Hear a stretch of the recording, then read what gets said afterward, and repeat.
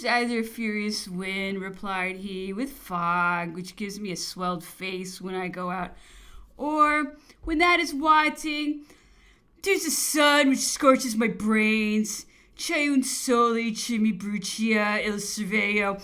For want of shade, they continue me purposely in the worst part of the island. When I was at Briars, I had at least the advantage of a shady walk in a mild climate. Mais ici, on arrivera au but quand se propose plus vite. I shall sooner arrive at the end they propose, continued he. Have you seen Lo Spiero Siciliano? I replied that Sir Hudson had informed me that he had written to England on account of his proposal to assume an incognito name. Non dici altro, Cibugi. He speaks nothing but lies, said Napoleon. It is his system. Lying, added he, is not a national vice of the English, but this blank has all the vices of the little petty states of Italy. Desired me to endeavor to get him un fauteuil de malade, an easy chair, which I communicated to the governor, who returned for answer that he would order one to be made, as no such article was to be found upon the island. The 26th. Napoleon, out in the carriage for the first time for a considerable period, observed to me afterwards that he had followed my prescription. His face much better. His dentes sapiente of the upper jaw were loose and curious. Asked if there was any news, I replied that we were in daily expectation of hearing the result of Lord Exmouth's expedition, and asked his opinion relative to the probability of success. He replied that he thought that it would succeed, especially if the fleet took and destroyed as many of their vessels as they could, then anchored opposite the town, and did not allow a single ship or vessel, not even a fishing boat, to enter or go out. Continue that for a short time, added he, and the day will submit, or else the kid and I will revolt and murder him, and afterwards agree to any terms you like. But no treaty will be kept by them. It is a disgrace to the powers of Europe to allow so many nests of robbers to exist. Even the Neapolitans could put a stop to it. Instead of allowing themselves to be robbed, they have upwards of 50,000 seamen in the kingdom of Naples and Sicily. And with their navy, they might easily prevent a single Barbary ship from stirring out. I observed that the Neapolitans were such great cowards at sea that the Algerines had the utmost contempt for them. They are cowards by land as well as by sea, replied the emperor. But that might be remedied by proper officers and discipline. At Amiens, I propose to your government to unite with me, either to entirely destroy those nests of pirates, or at least to destroy their ships, fortresses, and make them cultivate their country and abandon piracy. But your ministers would not consent to it, owing to a mean jealousy of the Americans, with whom the barbarians were at war. I wanted to annihilate them, though it did not concern me much, as they generally respected my flag and carried on a large trade with Marseille. I asked him if he thought it would be advisable for Lord Exmouth to disembark his marines and seamen and attack the town of Algiers. Oh no, replied he. If he has but a small force, he will get half his men killed by the canally mob in the houses and batteries. It is not worth sending a large one unless you are determined to destroy their power altogether. After this, the conversation turned upon the national debt and the great weight of taxes in England. Napoleon professed himself doubtful that the English could now continue to manufacture goods so as to be able to sell them at the same price as those made in France, in consequence of the actual necessaries of life being so much dearer in England than in France. He professed his disbelief that the nation could support the immense weight of taxes, the dearness of provisions, and the extravagance of a bad administration. When I was in France, continued he, with 4 times the extent of territory and 4 times the population, I never could have raised 1/2 of your taxes. How the English populazzo bear it, I cannot conceive. The French would not have suffered 1/4 of them, notwithstanding your great successes. continued he, which are indeed almost incredible, and which accident, perhaps destiny, have much contributed. I do not think that you are yet out of the scrape, though you have the world to command. I do not believe that you will ever be able to get over your debt. Your great commerce has kept you up, but that will fail when you will no longer be able to undersell the manufacturers of other nations who are rapidly improving. A few years will tell if I am right. The worst thing England has ever done, continued he, was that of endeavoring to make herself a great military nation.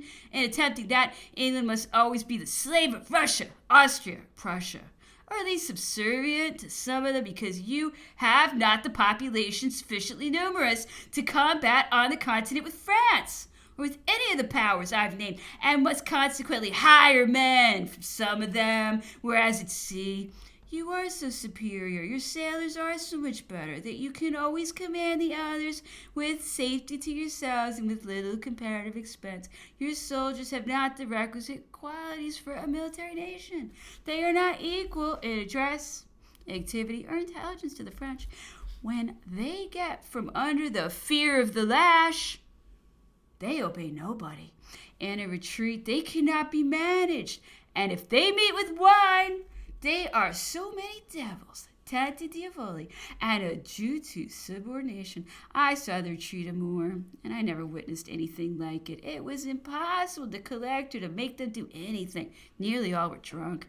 Your officers depend upon interest or money for promotion. Your soldiers are brave, nobody can deny it, but it was bad policy to encourage the military mania instead of sticking to your marine, which is the real force of your country, and one which, while you preserve it, will always render you powerful. In order to have good officers, a nation must always be at war. If you had lost the Battle of Waterloo, continued he, what a state would England have been in? The flower of your youth would have been destroyed. For not a man, not even Lord Wellington, would have escaped. I observed here that Lord Wellington had determined never to leave the field alive. Napoleon replied, he could not retreat. He would have been destroyed with his army if, instead of the Prussians, Grouchy had come up. I asked him if he had not believed for some time that the Prussians who had shown themselves were a part of Grouchy's corps. He replied, certainly, and I can now scarcely comprehend why it was a Prussian division and not that of Grouchy. I then took the liberty of asking whether if Grouchy or the Prussians had arrived, if it would not have been a drawn battle. Napoleon answered, the English army would have been destroyed. They were defeated at midday, but accident, or more likely destiny, decided that Lord Wellington should gain it. I could scarcely believe that he would have given me battle, because if he had retreated to Antwerp, as he ought to have done, I must have been overwhelmed by the armies of 300,000 or 400,000 men that were coming against me. By giving me battle, there was a chance for me. It was the greatest folly to disunite the English and Prussian armies. They ought to have been united, and I cannot conceive the reason of their separation. It was folly in Wellington to give me battle in a place where, if defeated, all must have been lost, for he could not retreat. There was a wood in his rear, and but one road to gain it.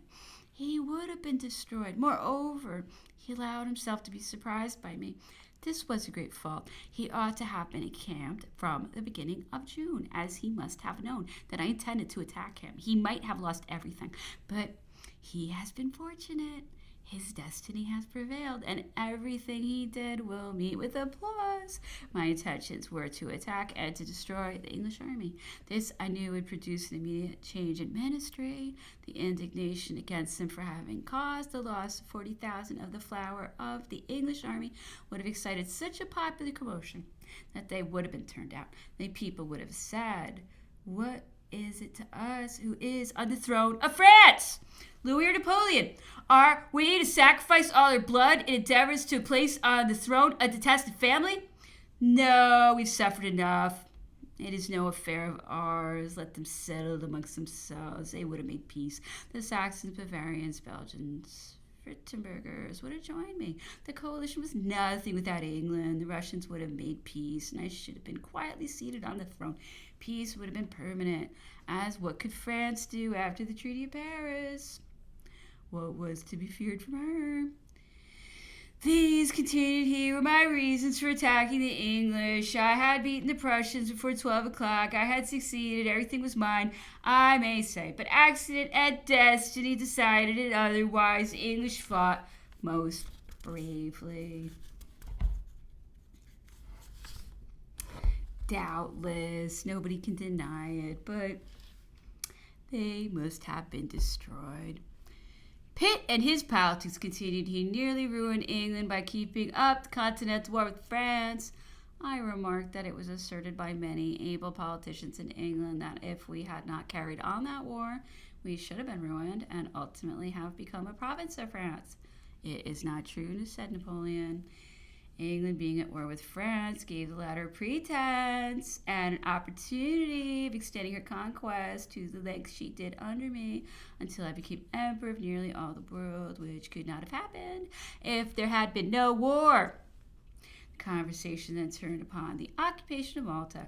2 days, said he, before Lord Whitworth left Paris, an offer was made to the minister and to others about me of 30 millions of francs, and to acknowledge me as King of France, provided I would give you up Malta.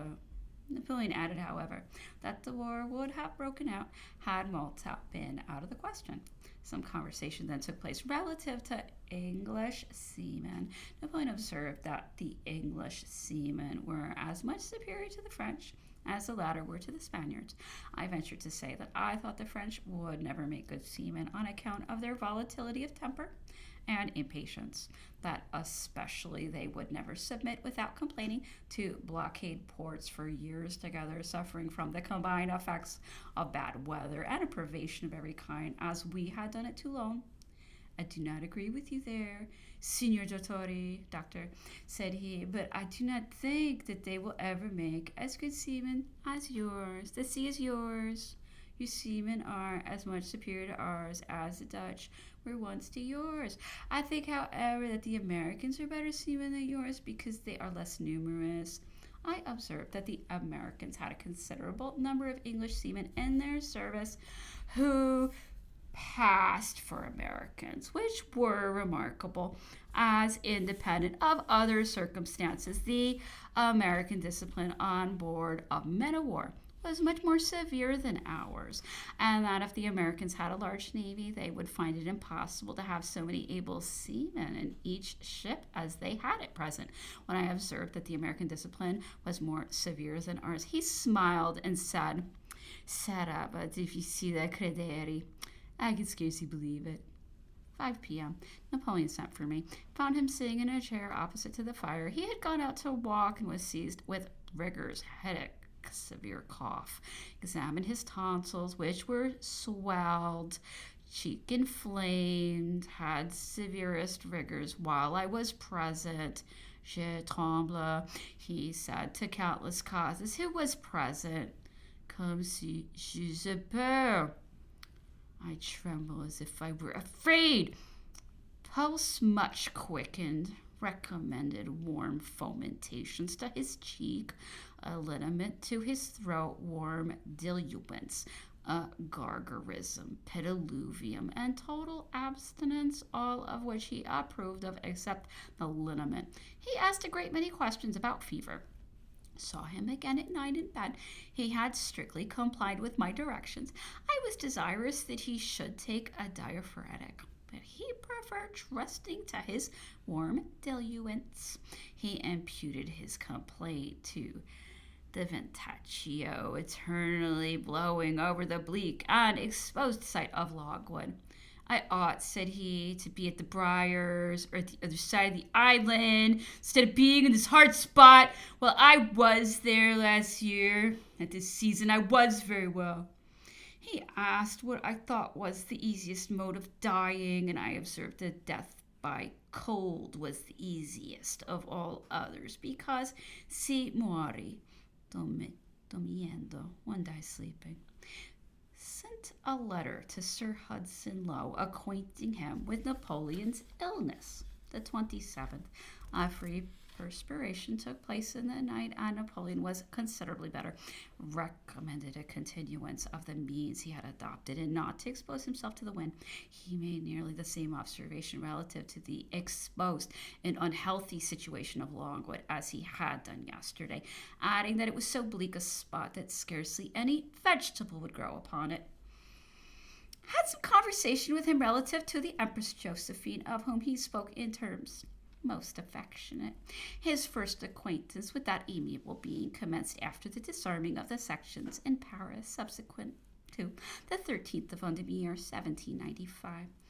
A boy of 12 or 13 years old presented himself to me, continued he, and entreated that his father's sword, who had been a general of the Republic, should be returned. I was so touched by this affectionate request that I ordered it to be given to him. This boy was Eugène de Beauharnais. On seeing the sword, he burst into tears. I felt so much affected by his conduct that I noticed and praised him much. A few days afterwards, his mother came to return me a visit of thanks. I was much struck with her appearance, and still more with her esprit. This first impression was daily strengthened, and marriage was not long in following.